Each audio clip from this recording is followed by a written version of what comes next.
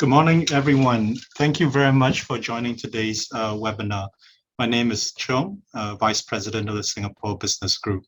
The webinar today is organized and presented by Singapore Business Group and Frasers Property and RSM. The topic today, which is certainly a hot one, Vietnam Industrial Development Outlook and Tax Incentives for Foreign Investors. And we're absolutely pleased to have Mr. Chong Keong and Mr. Khanh to join us this morning. So this will be the agenda for today. I'll do some quick intros and then the two topic proper. So one is the Vietnam Industrial Development Outlook amidst COVID-19. And the second one will be tax incentives for foreign investors amidst COVID-19. There will be a Q&A session after this, and I do believe that some questions have come in. Please be assured too that no recording and slides will be provided and made accessible after this webinar. So the Singapore Business Group started as a non-profit organization around 1992 by a small group of Singaporeans working and living here.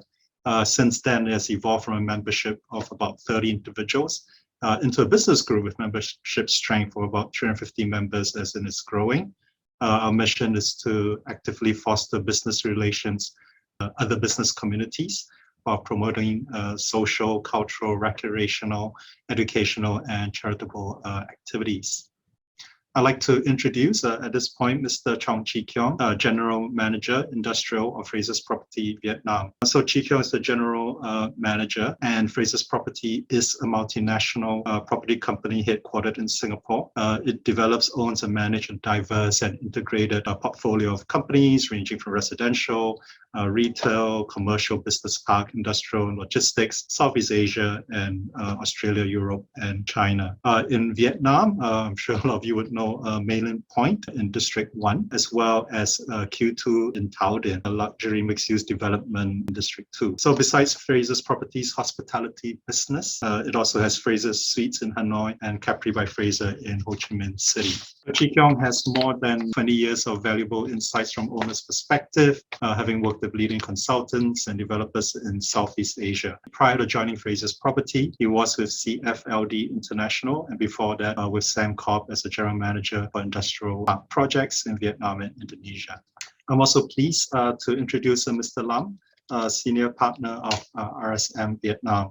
So Mr. Lam has nearly 30 years of experience working with multinational corporations and Vietnam clientele in all business sectors. So he specializes in providing clients in inbound investment, M&A advisory, certainly local tax advice, custom duty review, and other compliant issues relating to inbound investment. Prior to joining RSM Vietnam, where he's been for 18 years, Mr. Lam has been with one of the big four in Vietnam, Malaysia, and Australia for 12 years. Again, advising many MNCs on the investment structuring, entry strategies, tax planning, foreign investment regulations. In particular, Mr. Lam is currently in charge of RSM Vietnam tax and consulting practice, providing local tax and customs compliance, outsourcing and advisory services to foreign investors coming into Vietnam. Before I hand over to Keong, I just have a few more thank yous to give. So I do want to thank our SBG corporate sponsors, Land and UOB, VSIP, Frasers Property, KPMG, and the Fumitri Specialized Industrial Park. I also like to quickly name the 9 co-hosting chambers and thank you for your participation. OzCham, BritCham, CanCham, CTCBN, HKBAV, iCham, InCham, MBC, and TBA. Okay, I think with that, I'll hand a mic, so to speak, to Keong to take us through his presentation. Thank you, Mr. Chong, for the quick introduction. Before I start the presentation, first, I wish all the ladies a happy Women's Day in Vietnam, particularly. Okay. And also thank you, the SBG, for organizing the webinar this morning. Let me start by showing the audience the forecast of the Southeast Asia region Now we're in the month of October, entering into the last quarter of the year. So I will not elaborate more what will happen this year for all these countries. Rather, I will jump into the next year forecast. Overall, Asia Development Bank, ADB, have forecast countries like Thailand, Indonesia, Malaysia, and Vietnam will have the significant GDP growth in the 2022 when the economy recover. In fact, these countries have suffered the negative GDP back in 2020. Vietnam will continue to be outperformed among the Asian countries as we expect the manufacturing export continue to grow. But we also must be careful and aware that the inflation rate will be up as the domestic demand and spending power increase. ADB have forecast inflation for the Vietnam will be up to 3.5% in 2022. But which is still well controlled below the 4.0%. We have extracted some data from the MPI. MPI Vietnam have published during the first 9 months FDI attraction. What we can see here, despite the Vietnam has suspended international border entries since last year, but there's still substantial new FDI inflow, mostly come from the industry and the service sector. I would like to highlight here $6.4 billion of the additional capital registered is indeed still comparable to what we have seen back in 2019, which is before the pandemic time. This still shows that the FDI is very confident and choose Vietnam as one of their core production base. The table is also list out some notable expansion project in Binh Duong province. Pandemic have also bring some opportunity to the enterprises due to the increasing the consumer demand and economy recovering back in the US and Europe market. This make the enterprise to speed up their expansion plan. Look at this chart showing the revenue for the Nike.com orders by month in 2018 to 2019. If you look carefully in this chart, you can see that from October to January is actually a peak season for the consumer market, and it almost formed up 1/3 of the total annual revenue. That's why you can see why recently shoe manufacturers are making the headline saying that they want to move out of production from the Vietnam due to these social distancing measures and factory shutdown. For the past 4 months, 80% of the Nike factory have forced to shut down. There's a reason why Nike have to shift some of their production to China. Vietnam is reopening now, but in short term, we must still facing the shortage of workers. But things will at least prolong for a little bit longer as to meet this festive season demand. But definitely in long run, advantage of tariff in Vietnam and the competitive labor cost is still favor for them to stay on in Vietnam. Now move on to look at the industrial transformation and planning in the southern Vietnam. If you look at the current Ho Chi Minh City population density, it have actually achieved 4,500 per square meter, which is higher than the Shanghai city. And based on our data, Ho Chi Minh City is still receiving 200,000 to 400,000 people that migrate from other provinces every year. Therefore, it's important for the greater Ho Chi Minh City to have the proper master plan and increase, of course, the housing capacities. Moving into the next 10 to 20 years, we will still foresee the industrialization continue to grow at this greater Ho Chi Minh area. Ho Chi Minh will serve and convert into the financial hub and service center. Population, especially for the labor force, will also move nearer to their workplace. More and more satellite cities were created to serve these communities. Looking at the slide, you will see some of the provinces like Binh Duong and Dong Nai will also move into the industrial revolution. Enterprises at this area will need to more supporting industries, high-tech industries, warehouse, and skilled workers to improve their production efficiencies. We also seeing government disperse more capital to improve the country infrastructures, especially at the Vietnam. I put example, when the Binh Luc Long Thanh Highway completed in the next 1 or 2 years, we will see the big advantage for the logistic connectivity between the eastern and western city. With this connectivity, we also hope to maximize the utilization of the Khai Mep port, avoiding the port congestion as what we are experiencing now in the Cut Line. Of course, government effort is also to create more railway link and highway between the southern and northern city. This helps to improve the industrialization process towards the Mekong Delta area with a potential labor force of 10 million. I'll move into detail to look at another slide for the industrial transformation in Vietnam. Labor-intensive industries will need to make the necessary adjustment to their production models. Take example, company like Baoyuan, they are having 56,000 workers in Ho Chi Minh City. Needed more technology and automation, diversify their sourcing, reduce rely of the raw material from China. High labor costs may also cause them to shift their production to the low-cost area. More and more companies started to apply more digital technologies and automation into their production. Of course, when the industrialization become more mature, we will see big manufacturers turn into the R&D driven concept. For example, TTI, they will set up their R&D center at the Saigon High-Tech Park,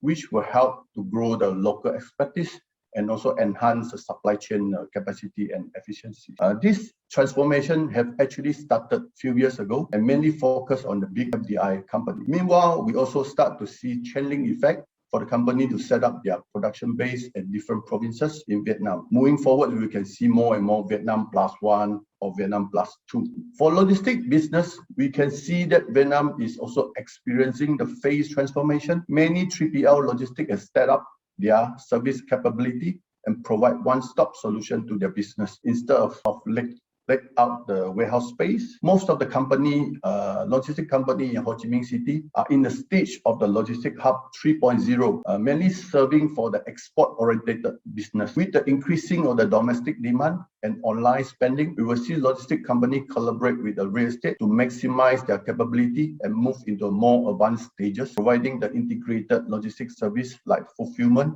and omni-channel platform. Of course, what we will expect to grow in the medium and the long term. To summarize, short term, we are still seeing enterprise facing the difficulty to start their operation with the full capacity due to the unclear SOP and also shortage of labor. But this can be overcome within the 1-2 months as the worker will be coming back as they need money before the Tet holiday. To summarize, we can see bright spot amidst the COVID-19 pandemic. Penetration of the digital platform during the pandemic time also will help to grow the spending power and recovery of the domestic demand. I would like to further elaborate what will happen to the post-pandemic effect towards the Vietnam industrial development. Number one, if we look at the industrial clustering or some may name it collaborative manufacturing will be further strengthened. In recent years, in the industrial field, industrial cluster development have become the main trend. However, during the pandemic, many problems in the development of the industrial chain have been exposed. One link in the industrial chain will be affected,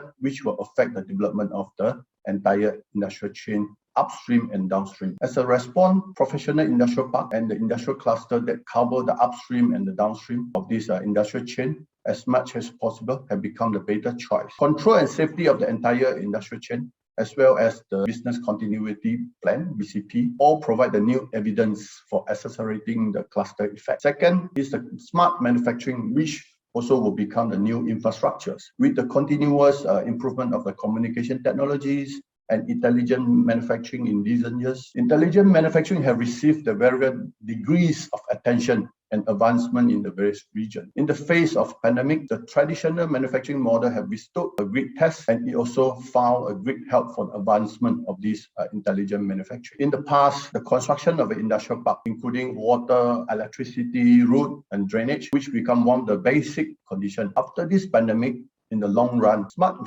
manufacturing will become a new infrastructure. Industrial parks are the mainstay, providing a more informative, technological, and intelligent basic environment for manufacturing company, which will become a key to the differentiate development of industrial park in the next step. Third, the optimization of the business environment will be further promoted, seeing at what most and even in-person service will become the major trend. In the past year, optimization of the business environment have become a key word in the development of the industries. Among the optimization measure launched by various regions, it have become a new business environment standard at most once. After being tested by the pandemic, this service model will be further promoted and even upgraded. It has been mentioned that the strive to improve the business capability and the professional standard of the investment service team, equipped with a project with the service ambassador and a full-time nanny, and create the wireless service vanguard to provide the leaders for the enterprises. The new trend of the business environment, such as professional and precise non-face-to-face service, such as office, agency, and high-quality service to promote the project negotiation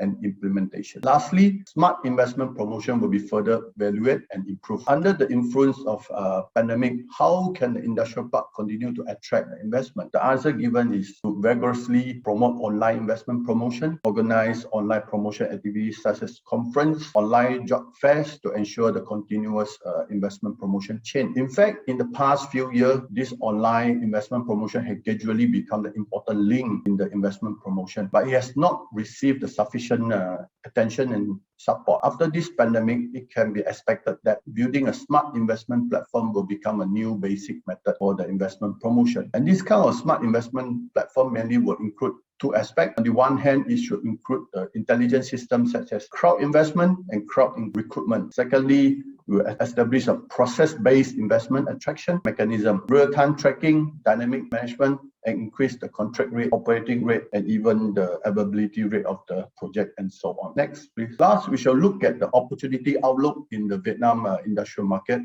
Definitely, the biggest attraction for Vietnam is the enterprise that will take advantage of the Vietnam low tariff and develop export-oriented investment in Europe and the United States. I give an example, what kind of tax is import tax that we are imposed in Vietnam and imposed from China to US. China to US for the footwear is about 8 to 25%, while in Vietnam is about 3.3 to 8%. Number two, existing industrial chain of the China and the Vietnam are highly complementary, and the company investing in the Vietnam should focus on the integrity of this industrial chain and digital advantage. Vietnam manufacturing industry is concentrated in the downstream processing or assembly, mainly in the textile, electronic, machinery. But the middle and the upper reaches have obviously shortcomings and rely on the import. We should not forget about the digital economy, which we have the high potential in the Vietnam, but its domestic supply capacity is insufficient. Overseas enterprises may consider to joint venture with the Vietnam company to develop the local digital market, explore the opportunity for the digital consumption, financial technology, and industrial digitalization. Lastly, I would like to emphasize again, high-level bilateral free trade and the investment agreement will help to reduce the risk of the investment in Vietnam and also provide the convenience service for the company investing in Vietnam. Okay, I will move on to talk about some of our information about our industrial park project in Binh Duong. Let me start to give the quick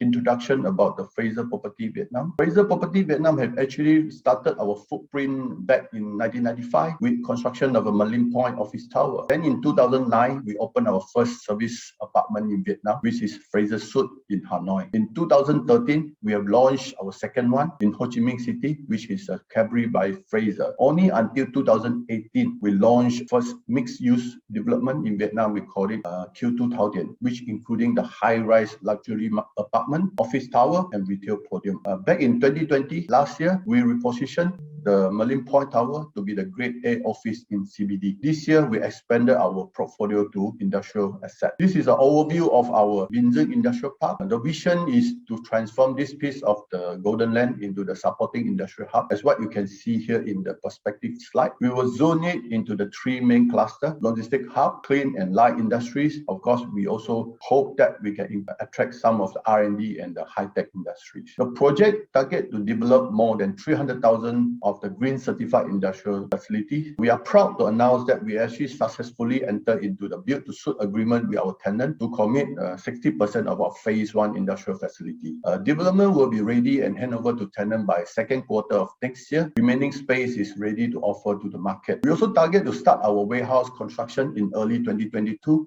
Phase one of the 35,000 square meter of the warehouses is ready to launch to the market as well. That's all I would like to share today. Thank you very much. I would like to hand over back to the host. Thank you very much, Chee Keong. That's great comments and insights. Chee Keong, I hope you don't mind just me elaborating on one or two things. Of course, you've talked about smart manufacturing, IR 4.0, automation, and this is all totally aligned with government's vision, totally aligned with the companies themselves. But do you sense and feel whether we have the right skilled workers, skilled workforce, service providers to actually deliver and implement things like use of automation or robotics or smart manufacturing? In fact, what you have, I think your question is very, very good. In fact, what you can see that what I have mentioned in my slide, there's a few FDI companies like Samsung, like TTI, have actually set up the R&D center. This is one of the good moves for this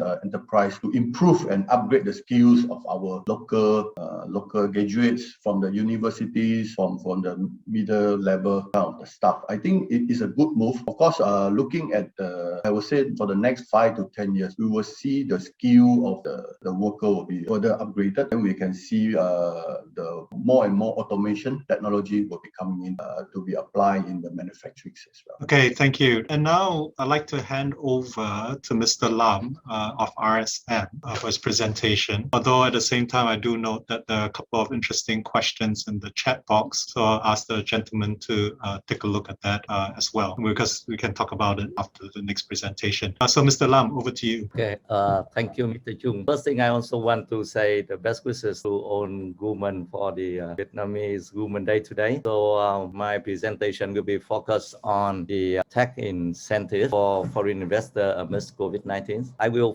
focus on the four topic today. I have one slide about economic growth forecast for this year. I have a few slides talking about tax incentive for foreign investor. Fourth slide, I think, talking about support policy for enterprises affected by COVID-19. Two slides discussing about tax concern for foreign investor. I will have one slide talking about economic growth forecast this year. You all know that for the first 5 months this year, the GDP growth in Vietnam is going quite well. I think it's around more than 6%. Then from June up to September, we all know the situation of lockdown, the GDP significant drop.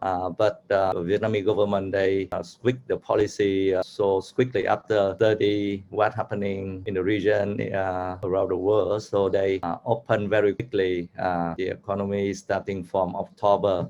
So I just gathering the forecast from a number of organizations, including Ministry of Planning and Investment in the first 2 weeks of this month. So you can see that from beginning of October, I get the information from ADB, Standard Chapter, World Bank, MPI, and IMF, and you can see that the forecast for the whole year range between 2.5 to very close to 4%. Of course, the positive growth in the first 5 months this year helping the growth trend for the whole year going up. And if you remember last year, 2020, China, Vietnam, and Taiwan is the top 3 countries. They have the positive growth in Vietnam with more than 4 months lockdown. The situation this year still okay, and we will see what happened in the last quarter in Vietnam. Now I will talking about tax incentive for foreign investor.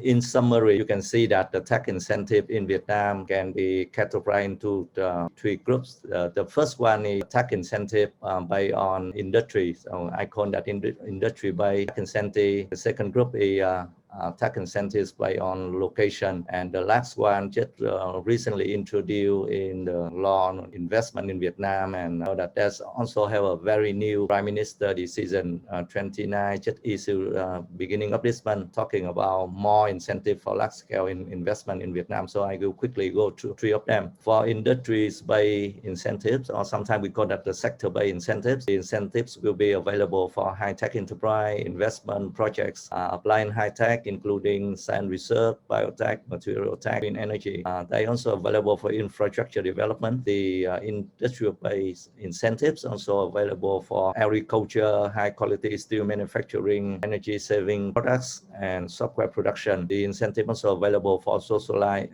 industries like education, vocational training, healthcare, culture, sport, environment, and judicial assessment. The second type of tax incentives is based on location, and many of us already aware that the incentives will be available for the area with difficult or extremely difficult socio-economic condition, and some special purpose zone, including economic zone, high-tech zone, and industrial zone. Large-scale investment usually available for investment project in the field of manufacturing, certifying condition of minimum investment capital, headcount employee, and average revenue when the project come into stable operation. In the new Prime Minister decision early this month, they also provide tax incentive for specific investment projects in relation to National Innovation Center, R&D Center, and investment projects with the capital from 30 trillion dong. And like Mr. Chong just mentioned, you know that Samsung, Apple, and quite big techs,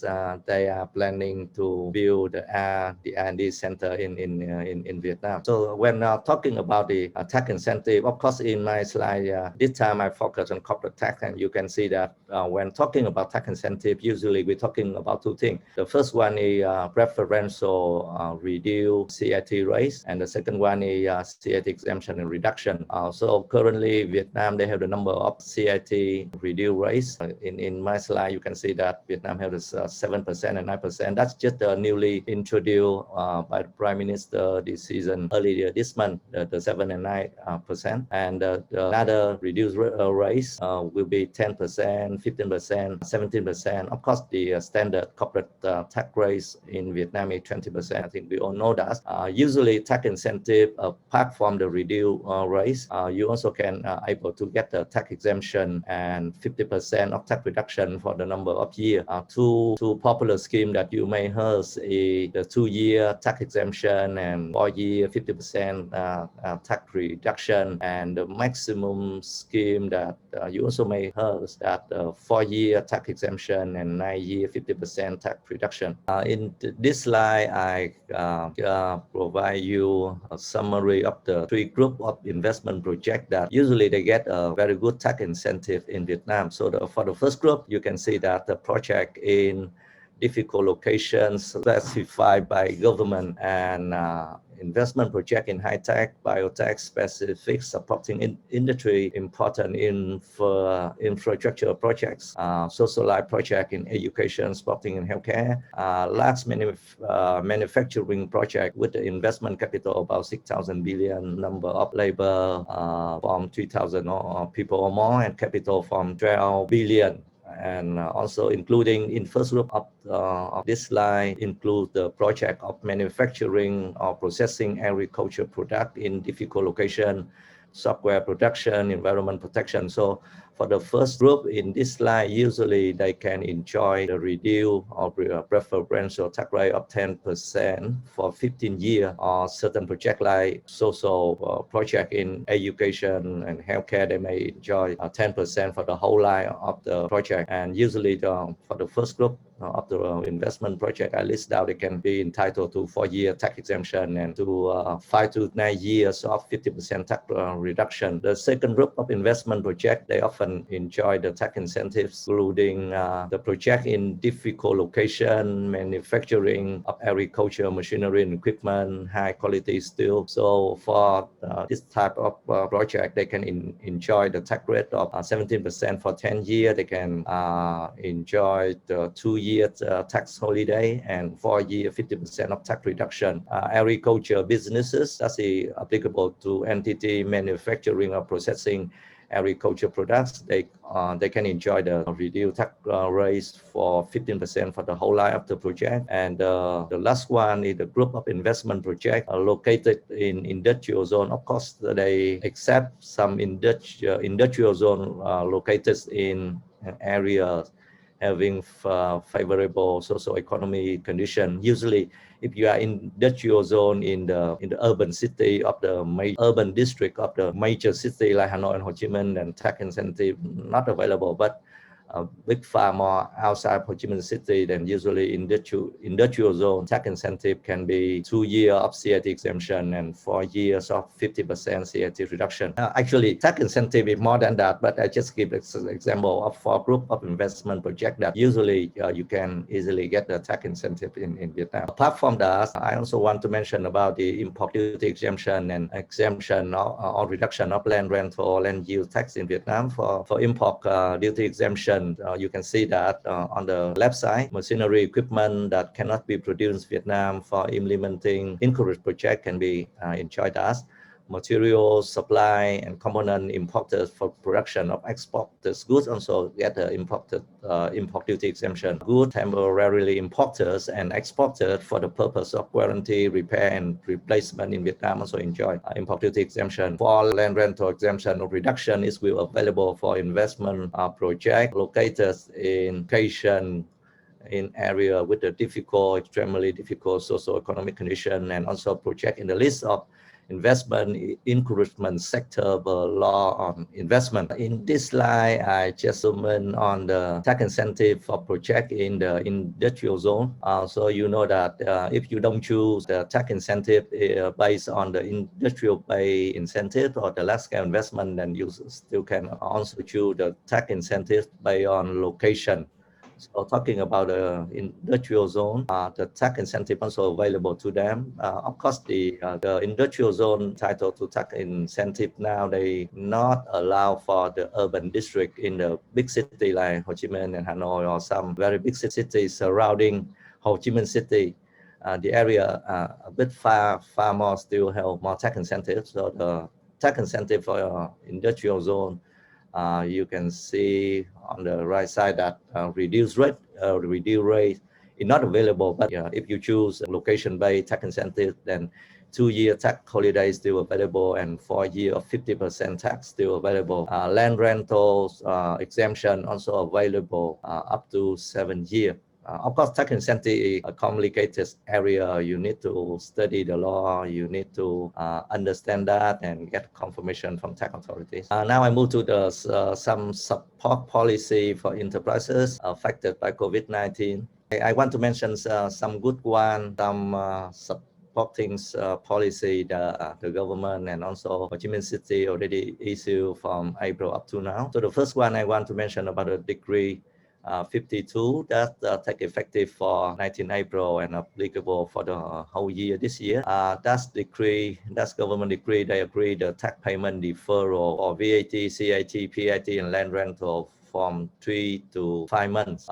You know that recently the Ministry of Finance also submitting the proposal to provide VAT exemption, 30% VAT exemption, and also the 50% VAT exemption for this year, and also the 30% corporate tax exemption for this year, and that's awaiting the approval. The middle column I want to mention about the ruling of we call that official letter 2059 from General for the Confederation of Labor. They agree for a union fee payment deferral for many months until the end of this December. Of course, that deferral only applicable to enterprises having at least 50% of total social insurance participants who are temporarily under suspension. The column on the right side, I want to talking about the resolution 68. This one, they agree to reduce the social insurance contribution for labor accident and occupational disease to 0 rates, and that reduction will be applicable for 12 months until June next year. They also agree to, in this resolution, they also agree to suspend social insurance contribution for retirement and survival SIPS fund.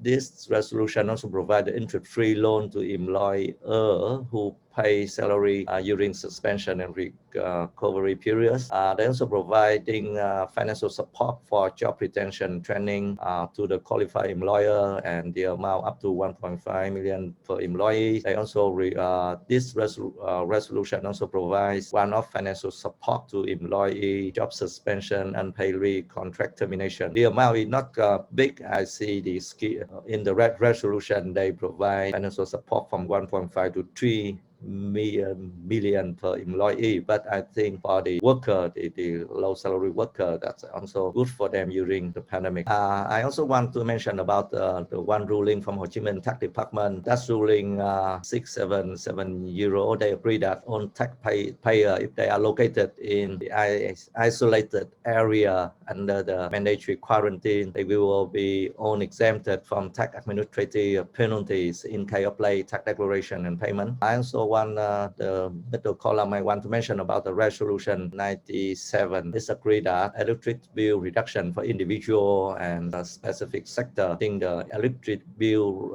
reduction will be applicable for August, September, and it depends on the recovery situation. It can be expanded to the end of the year.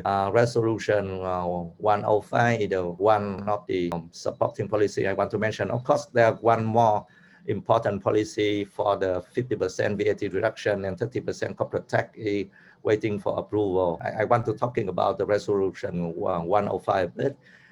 That's resolution the government aim to support more than 1 million businesses affected by COVID-19. They will provide more policy and state fee extension, exemption, or reduction together with the other policy to supporting employer and employee affected by COVID-19. So I want to highlight, because that's one of the latest ones, so I want to highlight few important points in this resolution 105. The first one is COVID-19 prevention measure. This resolution requires Ministry of Health provide guidance on purchasing medical product and testing equipment, and they also require Ministry of Health provide more guidance on self-testing and recognition of self-testing results. This resolution also require they also provide instruction to the city and provinces on the condition for the employer worker to return to the big city to work. For the cost-cutting cash flow support, this resolution also require cities and provinces based on their budget and social fund contribution to consider supporting a part of full testing expenses for the business affected by COVID-19. This resolution also requires General Confederation of Labor to consider trade union membership fee waiving and reduce the union fee. They also require Ministry of Labor, Invalid and Social Affairs, we call that MOLISA, to propose reduction of compulsory insurance exemption of the social insurance late payment penalty for last year and this year. They require Ministry of Finance to hold further procedure for quick custom clearance, and also they require Ministry of Finance to propose the tax payment extension for the social consumption tax on the domestic manufacturers cash. One of the good things that they also require own authority to suspend own unnecessary orders this year. Of course, I think for some entity they had the big profit this year, like the bank, express delivery, they still want to audit them, but most of the orders will be delayed until next year. One of the important point in resolution 105, I want to mention here that the government require Ministry of Health to provide more procedure for self-medical surveillance. All of the city and provincial authority can apply consistently for labor coming back to work from September onwards. They also require the Ministry of Foreign Affairs to accelerate negotiation with the other country for mutual recognition of vaccine passport in order to open the economy, and the Vietnamese people can travel to the other countries starting from beginning of next year. They also require Ministry of Labor, Invalid and Social Affairs to instruct the local authority to ease relaxing regulation and condition for on the issue and tension and certification of the work permit for foreign investor working in Vietnam, and also for foreign worker to come in Vietnam. So we can expect that procedure for work permit will be more easier in the coming months. So I move to the last two slides talking about the tax concern from foreign investor. And the first one, I want to talking about the corporate tax implication. I divided into two parts, the onshore and offshore. So you can see that for the owner investor, because of COVID-19, I know that the group or parent company, they want to do restructuring. So be aware of the tax implication on the capital transfer. You also need to know when the company have the dividend. We hope that some companies still have the dividend this year. If you want to transfer the dividend profit overseas, you may need to know whether they subject to tax or not. And if the HQ, the owner, the foreign owner, you have any exit strategy or structuring plan, you may need to be aware of tax implication.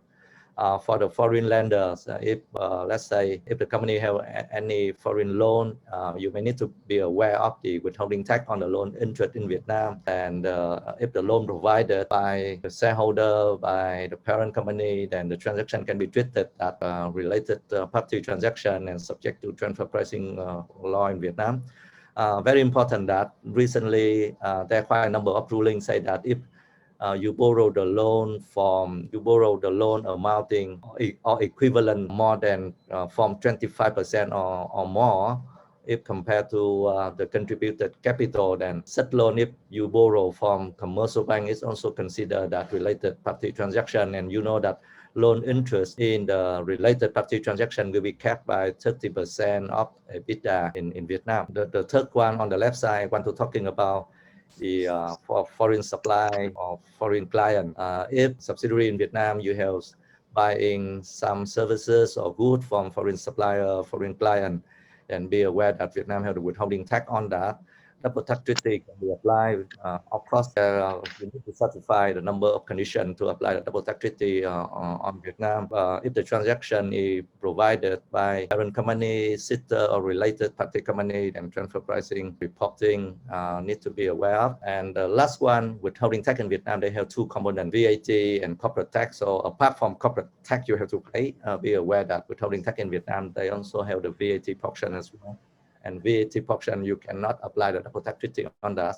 On the onshore, let's say inside Vietnam, for the entity operating in Vietnam, there are two major taxes in Vietnam, VAT and CAT. You need to know what the applicable rates. It can be increased, can be reduced. Local tax compliance requirement, because the new law of tax administration in Vietnam took effective from last year. There are quite a number of new reporting requirements. You also need to be aware of how VAT input can be credited, how expense will be deductible in Vietnam.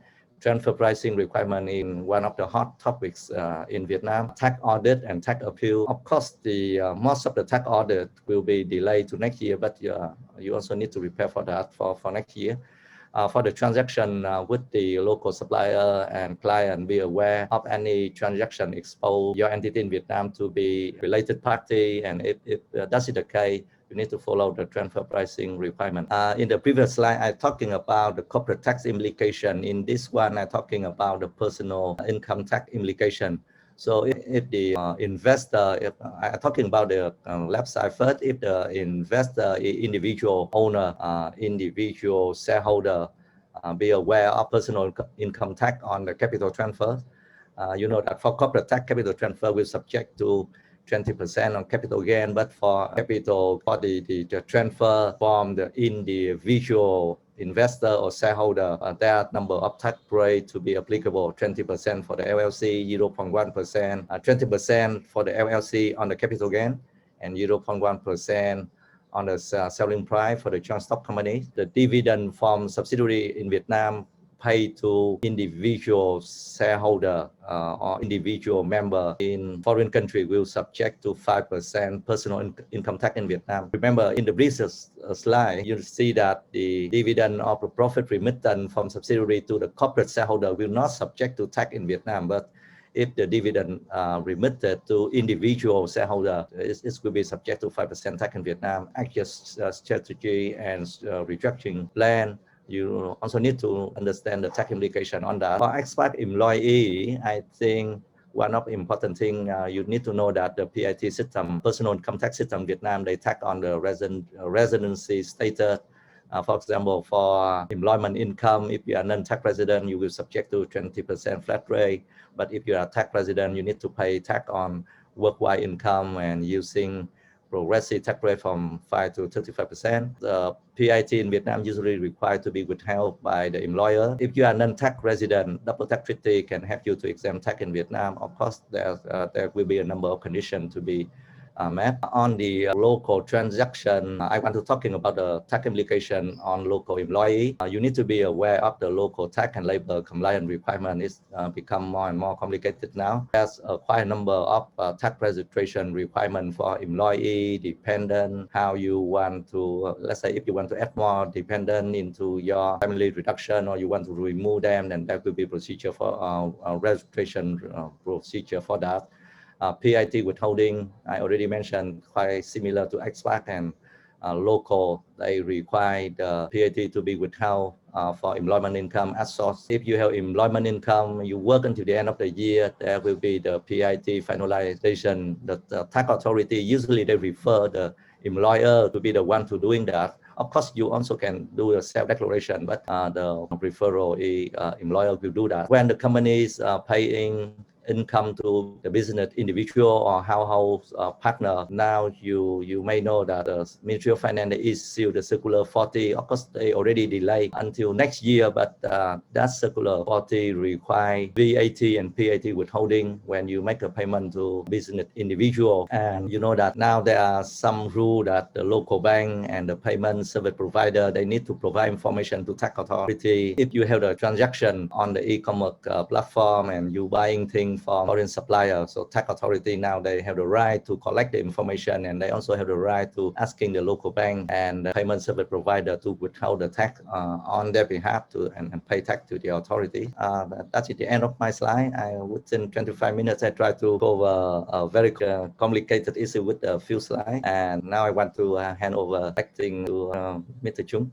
Okay, thank you very much. So with that, I'm going to close off today's webinar. So it just leaves me to say thank you to our two wonderful speakers, Mr. Chong, Chee, Keong, and Mr. Lam Lei. Thank you all very much. Thank you to our audience for participating, and of course, our sponsors and supporters. And once again, happy Vietnamese Women's Day. Thank you very much.